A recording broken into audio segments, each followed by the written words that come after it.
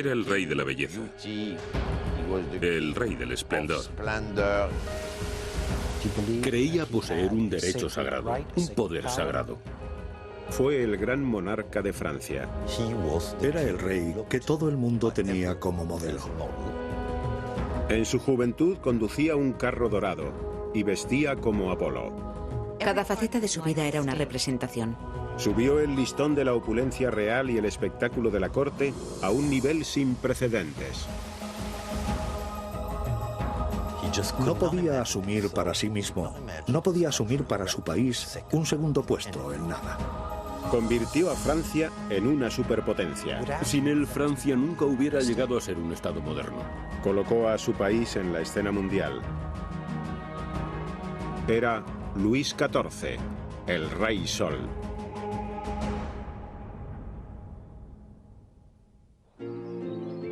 En la última parte del siglo XVI, Francia era un país de ricas tierras, asolado por las guerras religiosas y políticas.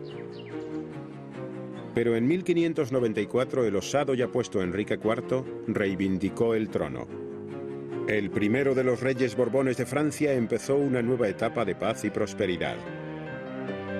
Su decreto, por el que se instauraba la norma de que todos los domingos debía haber un pollo en las ollas de los campesinos, lo convirtió en un rey muy popular.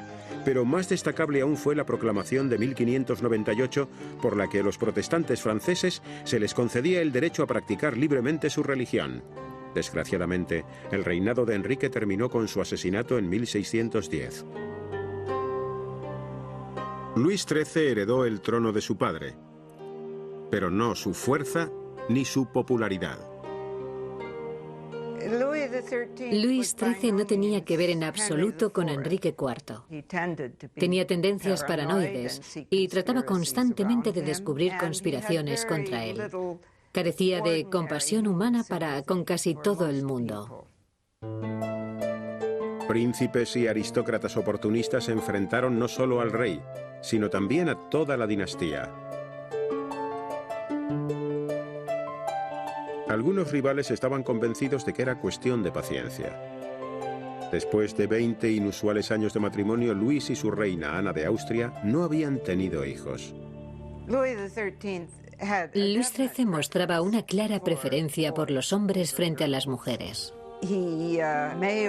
Puede que fuera homosexual activo o no, pero desde luego los amores más importantes de su vida fueron los de chicos jóvenes. Ana de Austria nunca fue verdaderamente el centro de su vida sentimental. Se odiaban mutuamente. Luis XIII era un marido absolutamente tiránico. Ana de Austria y el rey no se dirigían ni la palabra. Fue un matrimonio terriblemente difícil. Amenazada de exilio por el rey, por fin la reina, a los 37 años de edad, se quedó embarazada. El 5 de septiembre de 1638 dio a luz a un hijo, Luis. Fue apodado Regalo de Dios, Cadeau de Dieu, como muestra de lo emocionado que estaba el pueblo por tener finalmente un heredero. Luis era adorado por su madre, quien, a pesar del nacimiento de su segundo hijo en 1641, consideraba a su primogénito Luis como su salvador. Su marido no compartía este cariño, pero Luis XIII, sin duda afectado por las constantes conspiraciones contra su trono, murió de unas úlceras graves en 1643. Esto les ahorró a Luis y a su hermano la vida junto a un padre de espíritu débil.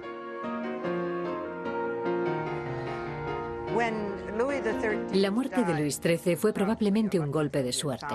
Sus hijos le parecían irritantes y cabezotas, y de hecho había afirmado que le volvían loco. Sin haber cumplido aún los 5 años, Luis se convirtió en Luis XIV. Demasiado joven para gobernar, la reina Ana fue nombrada regente del trono y a su vez designó al cardenal italiano Giulio Mazzarino como su primer ministro.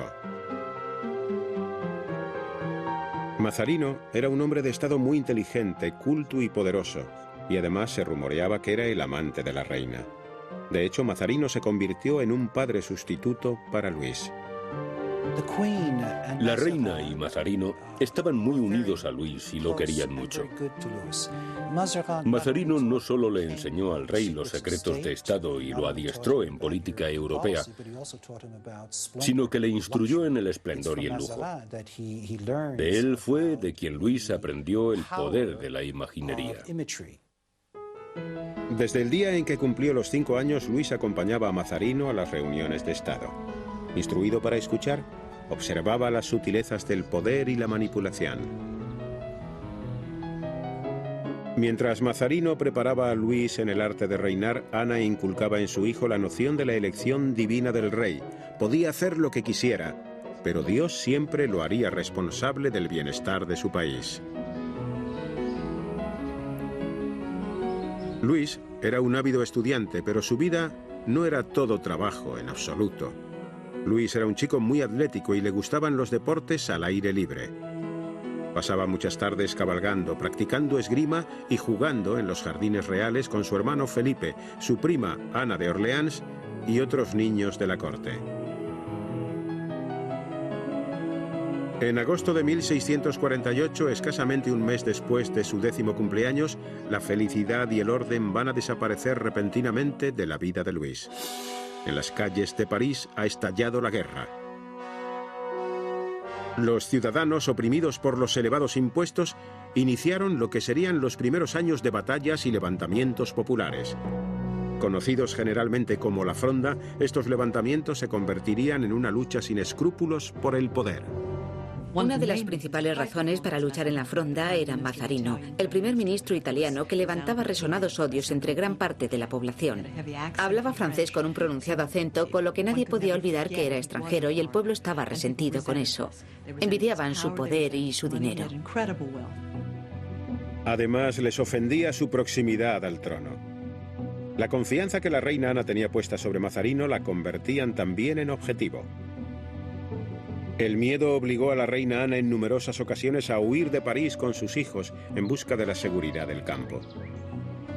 El 9 de febrero de 1651, la reina Ana, temiendo ser arrestada, preparó a Luis y a su hermano una vez más para la huida.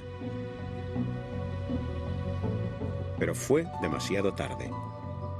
Los nobles sublevados tomaron el palacio y exigieron pruebas de que el rey no había sido escondido en ninguna parte. Era un niño pequeño, pero era el rey y estaba allí echado en su cama. Lo despertaron, le quitaron las sábanas y la gente empezó a entrar en la habitación para comprobar que efectivamente el rey estaba allí. Fue un momento muy humillante y mucho más para alguien que está siendo instruido en lo que es ser un rey, en la dignidad de un rey. Aquel fue un momento en que le arrebataron su dignidad. Prisionero en su propio palacio, el 5 de septiembre de 1651 Luis cumplió 13 años. Según la ley francesa, ya era lo suficientemente adulto para gobernar, pero su reino seguía sumido en el caos. Mazarino instauró un ejército privado para reforzar las fuerzas de seguridad reales. El 2 de julio de 1652, las tropas del rey combatieron contra los príncipes rebeldes por el control de la capital. Empezó el día creyendo que sería el final de las fuerzas rebeldes, que sería fácil tomar de nuevo París y de manera definitiva para poder restaurar el orden en su reino de una vez. Pero lo que Luis estaba a punto de presenciar no fue una victoria, sino una inolvidable traición de la nobleza. Vio cómo las puertas de la ciudad se cerraban ante él. Vio cómo en lo alto de las torres de la Bastilla, la fortaleza más destacada de la capital, estaba su primera prima, Mademoiselle Ana, hija del hermano de su padre, y ordenaba a los cañones de la Bastilla apuntar al ejército de Luis y disparar contra sus tropas. Mademoiselle Ana Luisa de Orleans no solo era compañera de juegos de infancia de Luis, era su primera prima, considerada posible candidata para convertirse en su futura esposa y reina. La traición de Ana Luisa cargó a Luis de una espantosa mezcla de rabia y humillación. En el bando de su prima primera se encontraban otros príncipes y nobles, todos ordenando disparar contra el rey. Sencillamente era incapaz de asumirlo porque estaba absolutamente convencido de que él era de hecho el verdadero rey cristiano. Gracias a esto, los rebeldes consiguieron resistir y mantenerlo fuera de la ciudad. Fue un momento inolvidable para el rey. Expulsado de su capital, con los cañones apuntándole a su espalda, el joven rey se retiró de París. Pero un día volvería para vengarse de la traición de sus nobles.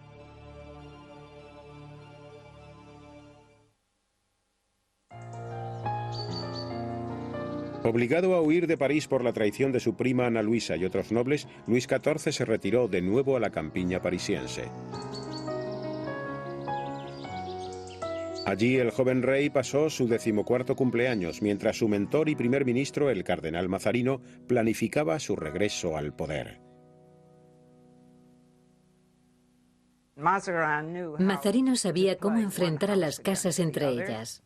Uno de los principales problemas de estos grandes príncipes y princesas y duquesas era que cuando la batalla se ponía más difícil, tendían más a mirar por sus causas personales y sus intereses que a trabajar en equipo. Debilitada por las propias peleas internas y por la manipulación de sus inflados egos por parte de Mazarino, la Fronda terminó en 1653. En 1654 Luis, ya con 16 años, fue coronado como Luis XIV en la Catedral de Reims. Su primera orden como rey fue castigar a los nobles desobedientes que se enfrentaron a su majestad. Ana Luisa, por ejemplo, fue condenada al exilio. Todos fueron condenados al exilio y durante muchos años por causa de la rebelión. Luis rompería la nobleza de muchas formas. Restaurado el orden, la década de 1650 marcó un periodo de exuberancia y lujuria para Francia y su monarca. Apuesto y robusto, Luis tenía una saludable libido y un igualmente hinchado concepto de sí mismo. Era un actor en el sentido de Molière, es decir, fue una época en la que la gente interpretaba su papel a la perfección. Luis XIV siempre interpretó el de rey y lo hizo maravillosamente. Luis no se limitó a interpretar en su trono, sino que tomó parte activa en obras, óperas y ballets. El mismísimo gran dramaturgo francés Molière escribió papeles para el rey, como también hicieron músicos y coreógrafos. Parece que tenía muy buenas piernas. Le encantaba mostrarlas, así como su talento como bailarín. Él fue quien creó ese estilo para todos los retratos en que salía con una pierna al descubierto. Muchas muchachas jóvenes, seducidas por la belleza del joven rey y tentadas por los posibles favores que una relación real podía suponerles, cedieron ante la lujuria de Luis. Luis era un hombre muy atractivo en general, tanto para hombres como para mujeres. La gente se enamoraba de él, tenía carisma. Era alguien a quien atraían las mujeres y ellas se sentían atraídas por él, pero siempre había una especie de implicación sentimental con ellas que marcaba la diferencia. La primera que consiguió arrebatar de verdad el corazón al rey fue María Mancini, la bella sobrina del primer ministro de Luis, cardenal Mazarino. La reina se opuso a la pareja, y también Mazarino. Mazarino no quería que Luis se casara con su sobrina, porque tenía planeado que lo hiciera con la princesa de España, con el fin de llevar a término la meta de su vida, la paz entre Francia y España. El matrimonio con la hija del rey Felipe II era lo que la reina Ana y el cardenal Mazarino tenían previsto para Luis. En 1659 se firmó con España la Paz de los Pirineos y en 1660 el joven rey de 21 años se casaba con la princesa española María Teresa en una pomposa ceremonia. No tuvo elección. No fue un matrimonio por amor en absoluto. Ella no era una mujer atractiva y se quedó siempre en segundo plano.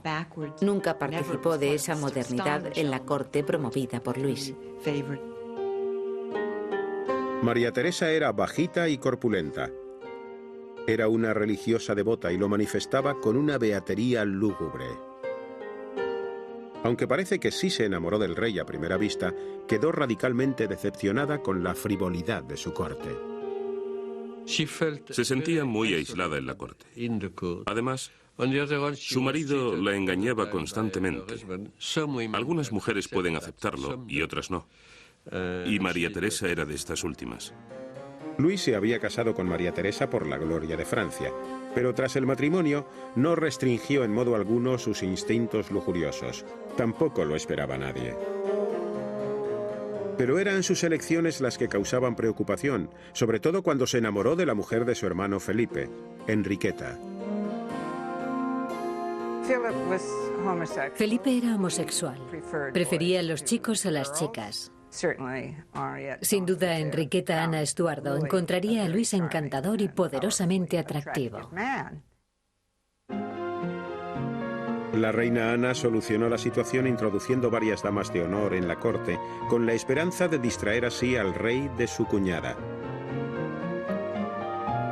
Una de ellas llamó la atención de Luis, Luisa de la Vallière. El amor con de la Vallière fue un amor dulce. Ella se había enamorado del hombre, no del rey, y a él le emocionó mucho esa actitud. Una dotada amazona capaz de montar un semental árabe sin caerse, Luisa de la Vallière era la pareja perfecta para aquel Luis de 23 años. Para ambos, el rey y Luisa, fue un amor pleno y correspondido. Y a pesar de las invocaciones a la razón de su madre y su esposa, el rey mostraba abiertamente a Luisa como su amante.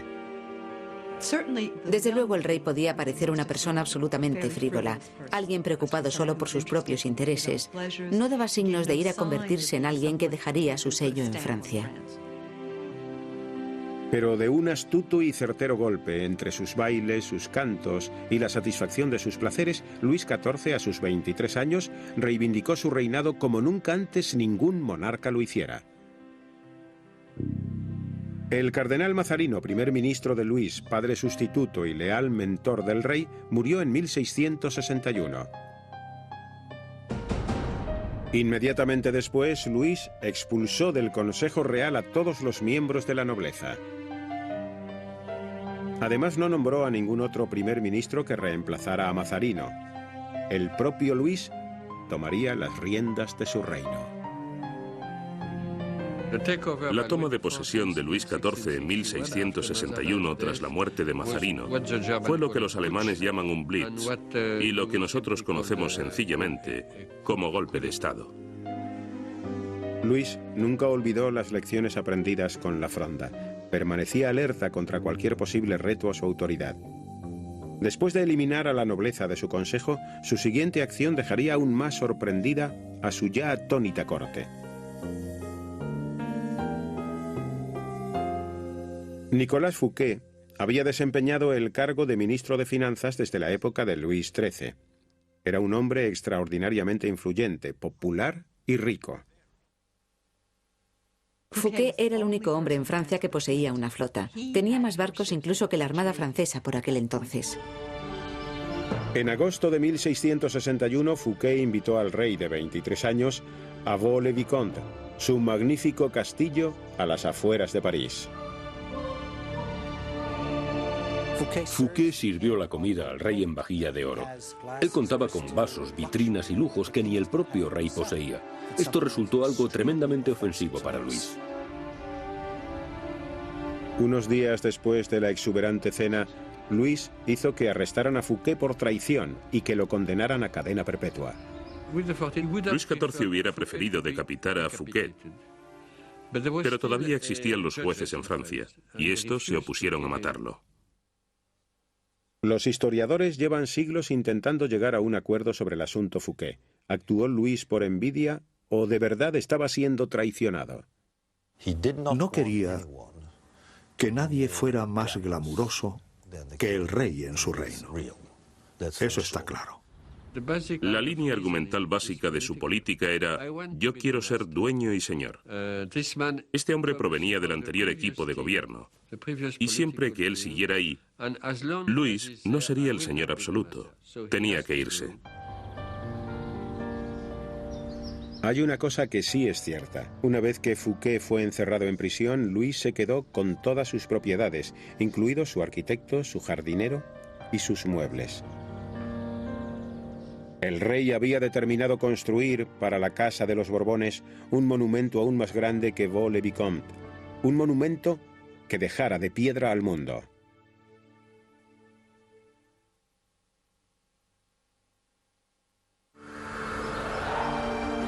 Luis XIV quería superar a todo el mundo en todos los aspectos.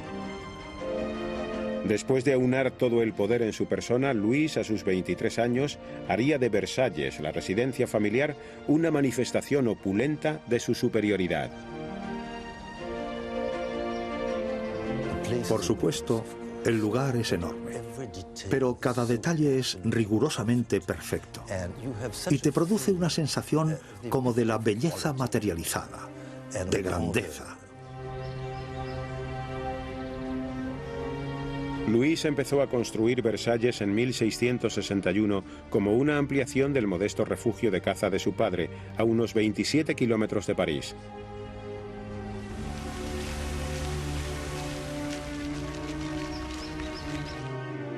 Decir que Versalles costó miles de millones de euros de los de hoy sería dar una cifra muy modesta. Decir que costó el empobrecimiento del pueblo francés y la sangría del país sería todavía una estimación a la baja. Solo los interiores abarcan kilómetros. Llevo trabajando en Versalles los últimos 14 años y aún no he visto todo. Para construir este palacio se necesitó un ejército de hombres. Un servicio doméstico de 5.000 miembros se encargaba de su mantenimiento. Cada noche se encendían miles de candelabros. Cada año, millones de macetas de flores circulaban para abastecer las 101 hectáreas de extensiones de césped y jardines del palacio. 1.400 fuentes decoraban los alrededores. Con Versalles, Luis superó a toda Europa, pero no paró ahí. Constantemente seguía sumando riquezas a la opulencia de este palacio. Se sirvió de Versalles para lucirse. Cuando venían las comitivas de visitantes, hacía con ellos visitas turísticas por Versalles. Este castillo les demostraba lo poderoso y rico del imperio francés. Versalles era la prueba. Por tanto, Versalles no podía parar. Era lo único cuyo avance no podía frenar. Luis entendió perfectamente el poder de la grandeza. Además, le entusiasmaba la idea del poder centralizado, del que Versalles también sería el núcleo. Cuando visitas Versalles y sus alrededores, te invade la sensación de que Luis XIV mantenía en este palacio lo que en realidad quería para el resto del país. Es como una reconstrucción a escala del país. Como Versalles reconstruido y embellecido a partir de la estructura antigua existente, Luis se disponía ahora a reconstruir Francia.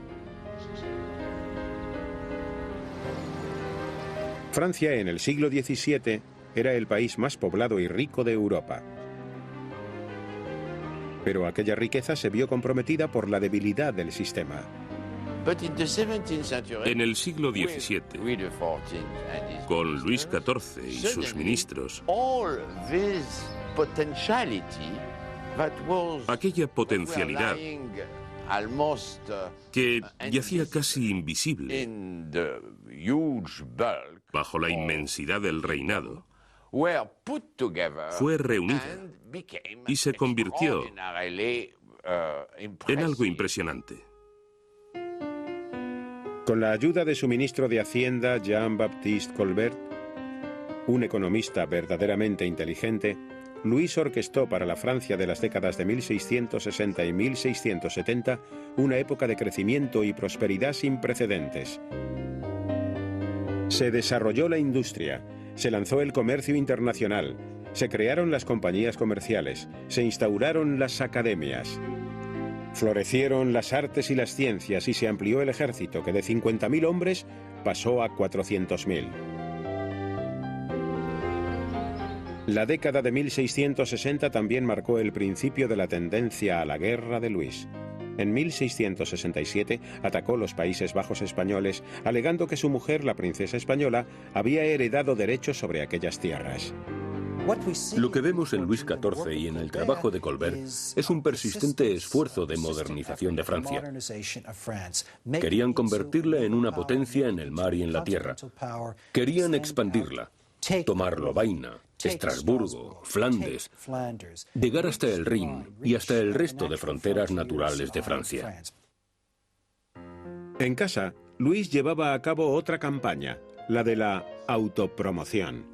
En 1664, en la primera gran recepción celebrada en Versalles, el rey llegó en un carromato de oro, vestido con la vestimenta de Apolo, el rey Sol, un dios de la belleza humana, la música y la poesía. Todas esas referencias atraían a Luis.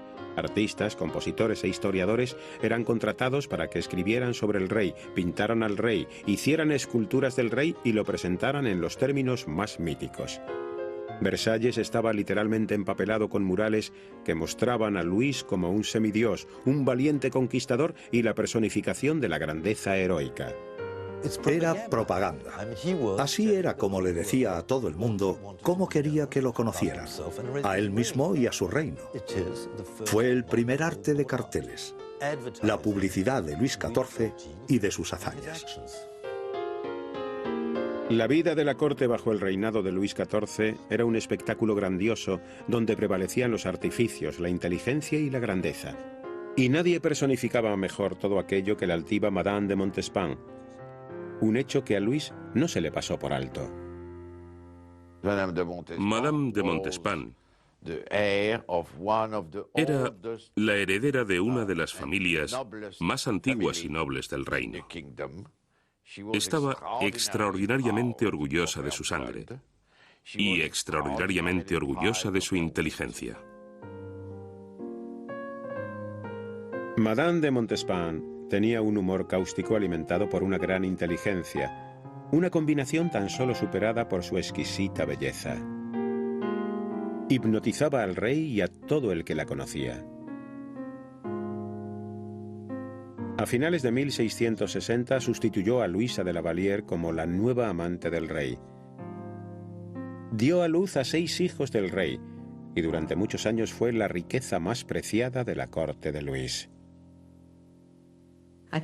Yo tengo una imagen de una corte que mostraba a la gente, que enseñaba a la gente cómo ser rico, qué era ser rico y cómo entender el poder. 3 noches a la semana todo el mundo se vestía de etiqueta con sus mejores galas. Si alguien tenía un diamante se lo ponía.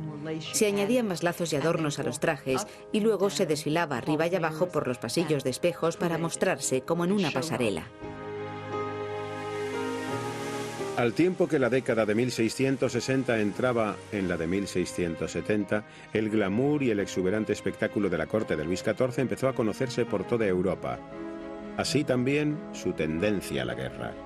1 de cada 2 años de su reinado transcurría en una guerra, lo que poco a poco produciría una terrible sombra en el glorioso reinado del rey Sol.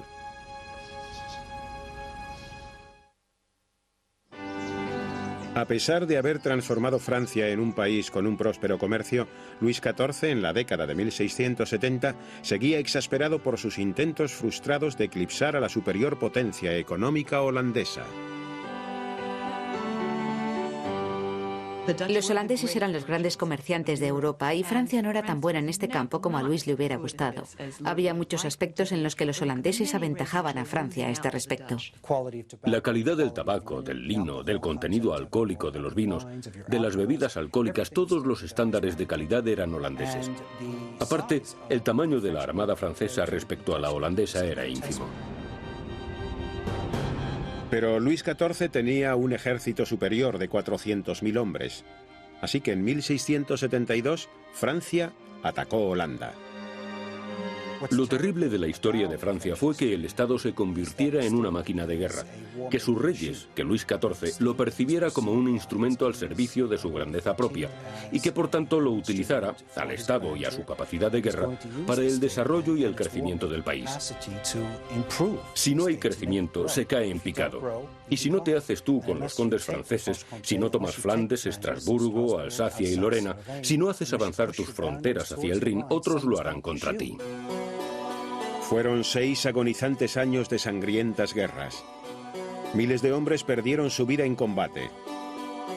Al final, Francia saldría vencedora, pero la reciente prosperidad de su economía pagaría ampliamente las consecuencias. La guerra contra Holanda en la década de 1670 fue muy difícil, porque los holandeses, un poco como el caso actual de Israel, eran un pueblo muy pequeño, pero rico y dinámico. Luis no permitió que los astronómicos costes de la guerra contra Holanda apagaran su esplendor. De hecho, utilizó las guerras para inflar la pompa y la gloria de su majestad. Luis, con sus mejores galas y plumas rojas ondeando en su sombrero, llevó a la totalidad de su corte, amantes, personal de servicio y a la propia reina a la línea del frente. Era una forma de entretenimiento. A menudo, la guerra se convertía en un magnífico juego. Un juego entre aristócratas muy elegantes. Siempre en su papel de actor, Luis quería que el mundo fuera testigo de su grandeza. Así que, sí, el rey salió al frente, pero solo cuando sabía que el sitio estaba ganado. Entonces, él daba el golpe final. Como consecuencia de las guerras contra Holanda, Francia alejó sus fronteras orientales y en 1678 se convirtió en la principal potencia europea. El comportamiento de Luis en casa era igualmente expansivo. Ahora, a sus 40 años, era decididamente promiscuo. Todas las noches dormía en la cama de la reina. Seguía pasando las tardes con Madame de Montespan. Pero, entretanto, se dedicaba activamente a otras mujeres. Como dormía tanta gente justo a las puertas de su habitación, no podía ir donde quisiera cuando quisiera. No podía dejar entrar a nadie ni salir él.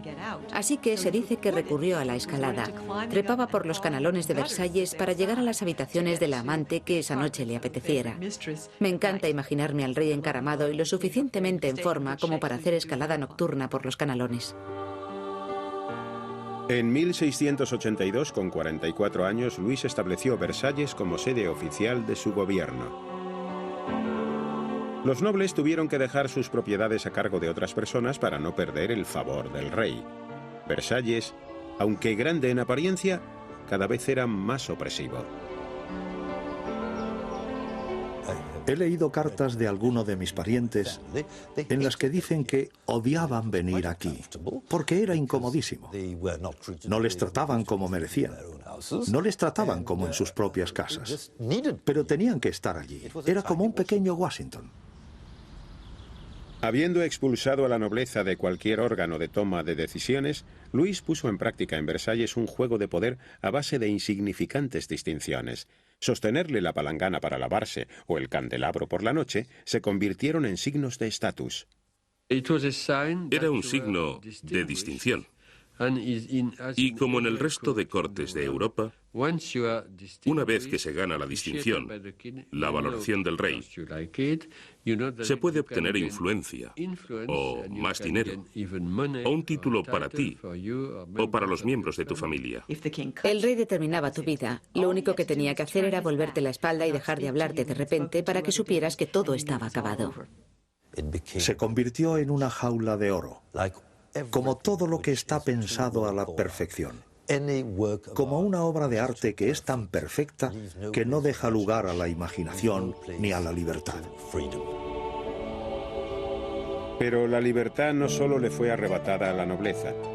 En 1685, Luis y sus ministros, maestros consagrados en la estrategia política, tomaron una decisión fatal. El Edicto de Nantes, la gran concesión de Enrique IV que permitía a los protestantes practicar su fe en libertad, fue revocado. Luis revocó el edicto para ganarse el favor de la Iglesia Católica, pero tuvo que pagar nefastas consecuencias. Los protestantes franceses, una parte muy capacitada e importante para la economía del país, fueron perseguidos y aquellos que consiguieron escapar de Francia prepararon una nueva venganza. Supuso un enorme zarpazo para la intelectualidad del país, algo totalmente coherente con el espíritu del final del reinado de Luis. Ese espíritu de la represión, de la restricción, de la reclusión de la gente en módulos y campos cerrados. La revocación del Edicto de Nantes tuvo un devastador efecto sobre la moral francesa.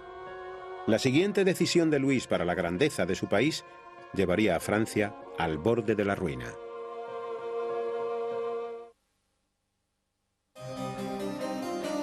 María Teresa, la princesa española con la que Luis se había casado por la gloria de Francia, murió en 1683. Tras su fallecimiento, Luis se casó con la mujer con la que llevaba encaprichado algún tiempo. Madame de Maintenon había sido la institutriz de los hijos ilegítimos de Luis con Madame de Montespan. Su matrimonio se celebró en secreto. Los reyes de Francia se casaban con princesas, no con plebeyas. Mucha gente la odiaba, obviamente, porque cualquiera que pasara de una posición prácticamente insignificante a otra de gran poder era objeto de odio. Por primera vez, Luis llevó una vida íntima y privada. Ella era mayor que él, y se rumoreaba que era frígida y religiosa devota. Según todo el mundo decía, el rey la amaba profundamente. Luis empezó a llevar un rosario y un libro de oraciones como muestras evidentes de la preocupación por su alma más que por el sexo. Pero este cambio en su vida no evitó que tomara una decisión que sumiría a Francia de nuevo en una guerra.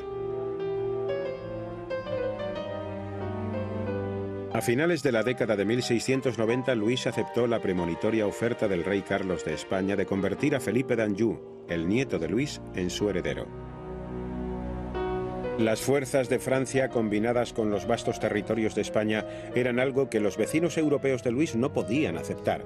La Guerra de Sucesión Española estalló en 1701. Lo que no se ha dicho es que si el nieto de Luis no se convertía en rey de España, el trono de este país pasaría a manos de los Habsburgo austríacos. Luis no podía ni verlos. Toda su política exterior estaba basada en intentar liberar a Francia de esa alianza de príncipes entre los Habsburgo austríacos y los Habsburgo españoles, Alemania y España. Inglaterra, Holanda, todo el Imperio Romano y los estados alemanes unidos en una guerra contra Francia. Luis no se echó atrás. La sangría del país. El coste de la guerra fue tal para su país que se vio obligado, por ejemplo, a fundir la plata para conseguir dinero y seguir luchando. Respecto a las clases bajas, a todo el mundo se le exigieron mayores contribuciones. Fue una época de miseria insoportable para los franceses, asolados por las desastrosas heladas, las pérdidas de las cosechas de grano, el hambre y el fracaso en las batallas. Los nobles que viajaban traían noticias de campesinos abalanzándose literalmente contra sus comitivas porque no tenían nada que comer. Los franceses se morían de hambre. Había conflictos por el pan en todo el país. Y aún así, Luis, ya entrado en los 70, seguía añadiendo toques a Versalles, recogiendo flores y cazando a diario, mientras esperaba noticias de sus generales. En su cuartel general, en Versalles, este hombre de un mundo que ya no existía tenía que enfrentarse con ejércitos en varios frentes. Para este anciano, esto fue una verdadera proeza. En medio de las realidades opresivas de su país en guerra, Luis sufrió una pérdida personal aún mayor. Empezando en 1711, 3 generaciones seguidas de sus herederos murieron misteriosa y rápidamente. El primero en 1711, su hijo y heredero, el gran Delfín, murió. Cuando aún no había acabado el luto por su hijo, su nieto favorito y siguiente en la línea de sucesión al trono, el duque de Borgoña, así como su joven esposa, también murieron. 3 semanas después, sus 2 bisnietos ya huérfanos cayeron enfermos y solo uno de ellos sobrevivió. Las muertes hicieron saltar los rumores sobre una posible conspiración y envenenamiento, pero sobre todo supusieron el más duro golpe para el anciano rey de 74 años. En 1712, por primera vez en 3 años, llegaron buenas noticias del frente. El ejército francés había vencido a la aparentemente invencible Austria. Francia tenía la victoria. En 1713 se firmó la Paz de Utrecht.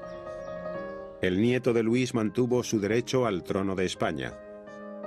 La guerra había sido ganada, pero el dominio de Francia había acabado. Provocó muchos daños. No podía ser a la vez el rey de la guerra y el rey constructor de la nación. En agosto de 1750, Luis XIV, aquel hombre siempre tan atlético, cayó enfermo.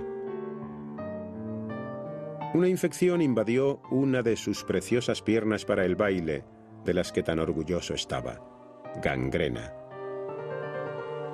Tras una intensa agonía de 3 semanas, el rey moría el 1 de septiembre de 1715 en Versalles, justo 4 días antes de sus 77 cumpleaños.